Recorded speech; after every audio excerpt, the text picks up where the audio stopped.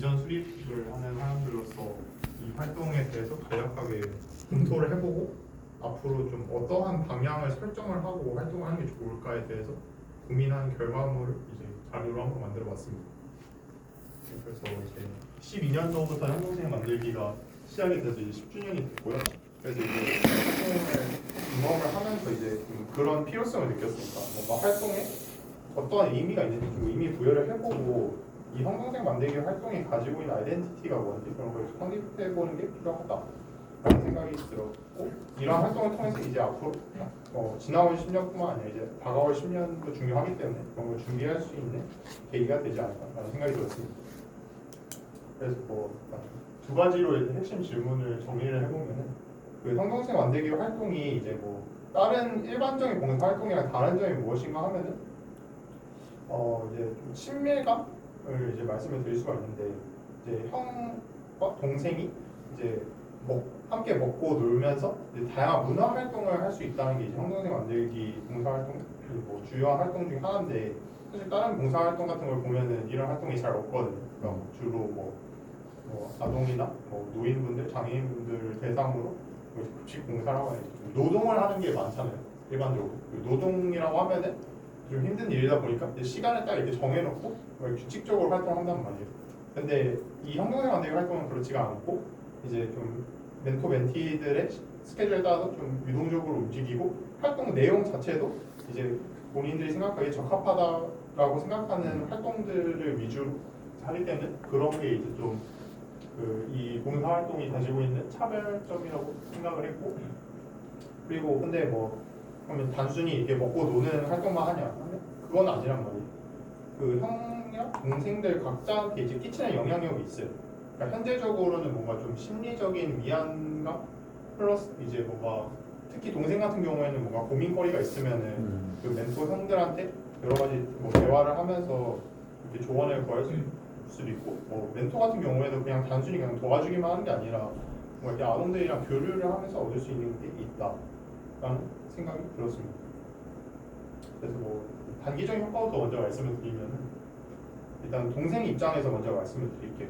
그러니까 일반적인 멘토 멘티 활동과는 달리 좀 지속적이고 전인격적, 그러니까 뭔가 숨기는 회사 직장 내 관계처럼 뭔가 숨기는 부분이 없고 정말 이제 친형 친동생 같은 느낌으로 자신의 비밀을 털어놓을 수 있는 관계를 형성하기 때문에 이제 레포라고 하죠. 공감대 형성에 있어서 효과적이라고 볼 수 있고 또 이제 동생 같은 경우는 학교 생활이나 교우 관계에 되게 문제가 생겼을 때 이거를 상담 선생님 말고는 좀 말할 수 있는 상대가 많이 없잖아요. 특히 요새는 또 형제가 없고 그냥 외동인 집안도 많기 때문에 이런 말을 할 상대를 구하는 게 쉽지가 않은데 이제 그 형 멘토들이 이런 걸 들어줄 수 있기 때문에 동생들한테는 또 긍정적인 효과가 나올 수가 있고 또 이런 거를 말할 때 그러면 좀 그래도 형인데 이런 거를 내가 이런 것까지 말해도 되나? 라고 이제 좀 스스로 꺼리는 그런 게 생길 수도 있어요. 근데 뭔가 그래도 좀 상담 선생님 같은 경우는 완전 어른이니까 나이 차도 많고 그러니까 좀 이렇게 대화가 잘 안 통할 수도 있는 거고 뭔가 좀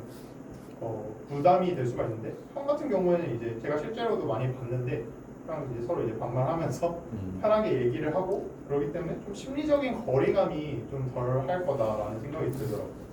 그리고 특히 이제 참여하는 분들이 이제 워낙 훌륭하신 분들이 많아서 육사, 경찰대, 국간사 이런 소속에 좀 이제 사회적으로 검증이 되어 있고 외부인이 봤을 때 좀 신뢰를 할 수 있는 그런 멘토들이 참여를 하기 때문에 멘토 멘티 관계에 대해서 이제 참여하는 사람들뿐만 아니라 외부에서 이거를 바라보고 이게 괜찮은지 평가를 하는 사람들 입장에서도 신뢰를 할 수가 있다라는 생각이 들었습니다.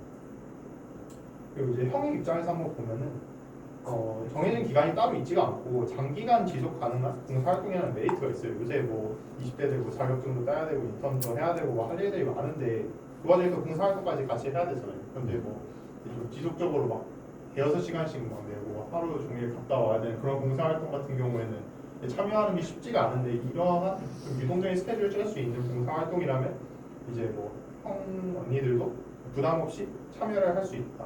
부담이 가지 않는다는 점에서 학 봉사활동과의 차별화가 이루어질 수 있고 또 이제 아까도 말씀을 드렸지만 이제 멘티랑 교류를 하는 과정에서 좀 형도 뭔가 배우는 게 있을 수 있다고 생각하거든요. 좀 감정적으로 성숙해지는 기회를 가질 수 있고 이런 심리적 효과도 기대할 수가 있습니다. 그리고 좀 요새 동생도 마찬가지고 학급도 만약에 외동 집안이면은 이제 아동 청소년이랑 이렇게 뭔가 장기간 지속적으로 교류를 하는 게 쉽지가 않아요. 근데 이 형 언니 멘토링에서는 이제 딱 한 명을 지정을 해주고 그 동생이랑 정말 이제 친형 친동생처럼 이제 관계를 형성하고 그걸 지속해 나가기 때문에 이러한 경험, 이러한 소중한 경험을 제공해줄 수 있는 게 또 이 멘토링 프로그램의 장점이라고 생각을 합니다. 이다음부터 이제 건희 선생님이 말씀드리겠습니다. 앞에서 김 선생님은 활동이 현재 그러니까 계속해서 봉사활동을 하는 와중에 멘티 그리고 형 또는 동생 이렇게 미치는 영향에 대해서 설명해 주셨는데 이번에는 조금 더 장기적으로 긴 시간의 축에서 좀 더 거시적인 시각에서 이 형과 동생의 관계가 어떠한 의미를 갖고 있냐 합의가 뭐냐를 한번 살펴보려고 합니다. 그걸 위해서 사회적 자본이라는 이제 개념을 중심으로 그 내용을 풀어가려고 하는데요. 사회적 자본이라는 거는 개인이 가지고 있는 뭐 사회적인 네트워크 아니면 개인이 속한 지역사회 이런 공동체의 어떤 힘 그런 강도 얼마나 뭐 인맥이 많고 이렇게 좀 편안하게 이해를 하시면 될 것 같습니다. 예시를 한번 들어보자면 일단 연결성이라는 개념이 있습니다.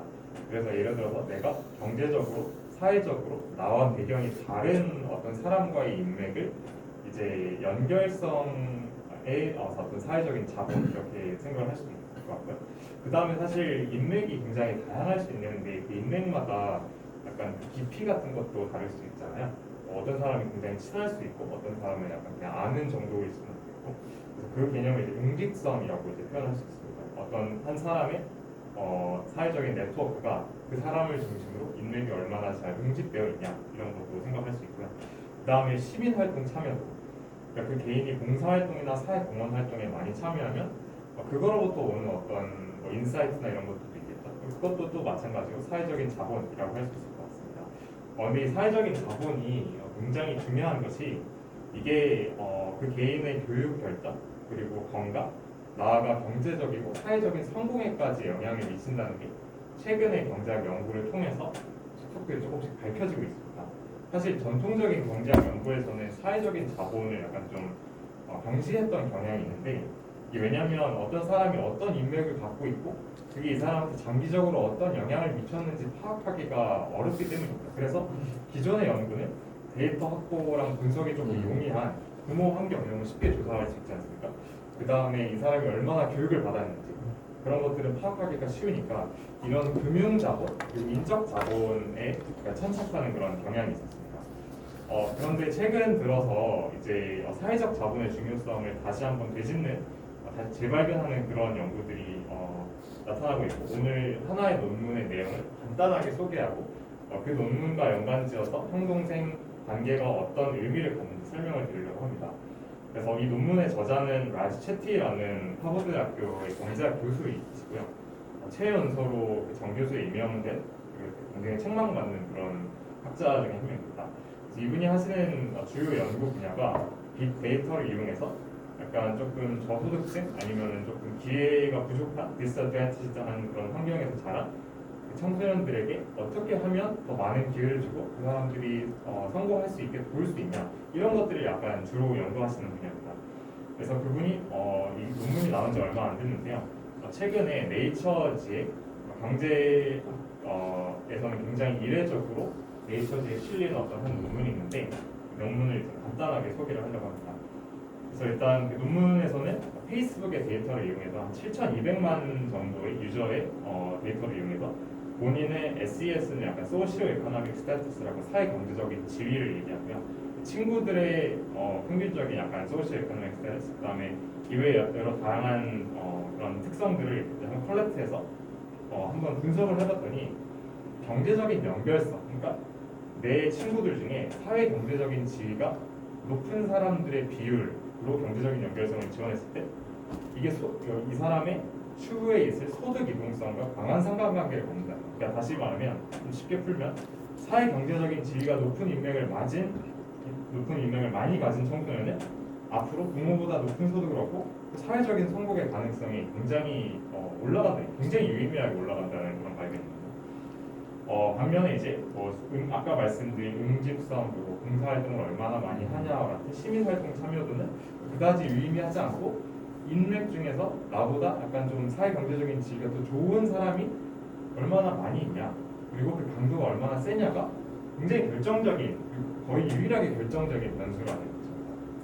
그럼 왜 그런 연결성이 중요할까? 왜 그런 인맥이 중요할까 생각을 해보면 사실 우리 일상에서도 우리가 사실 많이 겪는 건데 그냥 말로 표현 안 하는 건 당연한 것들이 많습니다. 일단 그런 사람이 한 명 있으면 동기부여도 많이 되고, 그다음에 정보 전달, 뭐 학업의 가치에 대해서 알려준다거나 아니면 진로의 종류가 이런 것들이 있는데 한번 해봐 이런 식으로 약간 하는 것들이 굉장히 큰 도움이 될 수 있다. 우리나라도 예전에 시골에 사시던 분이 있으면 시골에서 이제 서울로 많이 상경을 하는데 서울에 미리 정착을 해서 좀 아는 한 사람이 있으면 굉장히 많이 도움이 되는데 그런 사람이 없으면 굉장히 맨땅에 헤딩하듯이 하고, 그렇게 되면은 뭐 경제적인 보수도 그렇고 사회적인 성공도 신기하게 높은 확률로 이루지 못할 가능성이 커진다는 그런 내용이죠. 그럼 왜 인맥의 그런 그 낮은, 상대적으로 낮은 그런 사회 경제적인 지위를 갖춘 청소년들이 왜 그런 인맥을 갖추지 못하는가? 첫 번째는 교류의 기회가 적어서 자기 주변에 그런 사람이 없고 자기가 사는 지역이 그런 사람들이 많지 않아서, 또 하나는 그 프렌딩 바이어스라고, 이게 생활을 하다 보면 내가 그냥 그 문화에 익숙해져서 그리고 삐리삐리 만나게 되고 어떤 사람이 나한테 다가와도 그 사람이랑 약간 친해지기가 그냥 원래 있던 사람들이랑 친해지게 된다는 겁니다. 그럼 이런 내용들을 형동생 만들기 활동에 한번 적용을 해보면 이 부분을 제가 보니까 형동생 만들기 활동이 정확하게 짚고 동생들한테 사회적인 자본을 제시를 해주고 있더라고요. 그래서 동생이 쓴 소감에서 굉장히 많이 등장하는 키워드가 동기부여, 학업, 진로, 상담 이런 단어들이 굉장히 많은데, 보시는 것처럼 형 그리고 언니들이 이 동생들에게 사회적인 자본이 돼서 그런 동기부여도 해주고 정보 전달도 해주고 그런 연결성을 갖추게 해주는 그런 수단이 되고 있다는 거죠. 그 다음에 왜 인맥을 갖추지 못하는가에서 이 교류 기회도 적고 익숙치 않아서라고 했는데, 형동생 활동은 굉장히 인위적으로 맺어진 그런 게 아니라 굉장히 자연스럽게 교류를 하기 때문에 이 프렌딩 바이어스 같은 것들을 쉽게 극복하고 동생의 마음의 문을 열기가 굉장히 쉬워진다는 거죠. 이게 바로 놀고 먹기라는 게 형동생 활동의 굉장히 고유한 특성인데, 이 특성이 바로 이런 소셜 캐피털을 동생이 쉽게 습득하는 데 있어서 거의 유일하게 굉장히 성공적인 그런 변수가 됐다는 것입니다. 그래서 이런 맥락에서 다시 한번 형동생 활동을 좀 정리를 해본다면, 형 언니와의 관계는 동생의 사회적인 자본이다. 그리고 활동에 앞서 말씀드린 현재에도 양측에게 주는 그런 긍정적인 효과뿐만 아니라 장기적으로 동생의 사회적인 경제적 성공을 견인하는 그런 장래성에도 우리가 주목을 해야 된다.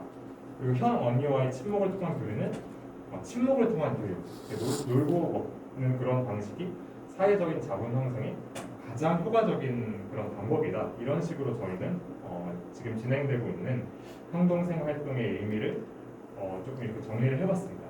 그래서 앞으로 10년을 계획할 때 이런 두 가지 측면, 현재적인 효과 그리고 장기적 효과에 초점을 맞춰서 이런 활동을 조금 구성을 하면 어떨까 하는 것이 첫 번째 생각이고요. 두 번째는 앞으로 10년을 준비할 때 조금 대표님께서도 그렇고 저희도 그렇고 어떻게 하면 이 활동을 조금 더 키우고 또 여러 가지 물질적인 지원도 받으면서 할 수 있으면 좋을까, 그리고 그런 기획을 뭐 기업이나 아니면 정부 부처 같은데 제안을 하고 이럴 때 이런 내용을 위주로 한번 셀링 포인트를 잡아서 PR을 해보면 좋지 않을까 이런 생각을 해봤습니다. 네, 저희가 그러면은 준비한 내용은 여기까지. 감사합니다.